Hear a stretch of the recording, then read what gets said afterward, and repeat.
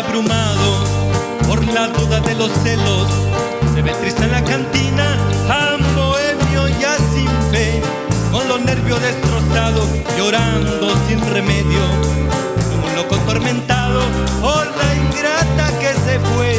Se ve siempre acompañado del mejor de los amigos, que le acompaña y le dice: ya está bueno de licor, nada remedia con llanto, nada remedia con vino, al contrario la recuerda mucho más tu corazón. Una noche como un loco mordió la copa de vino y con el cortante filo su boca destrozó.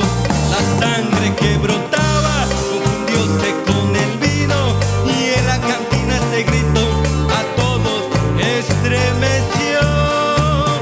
No te apures, compañero, si me destrozo la boca. No te apures, que quiero con el filo de esta copa borrar la huella de un beso traicionero que me dio.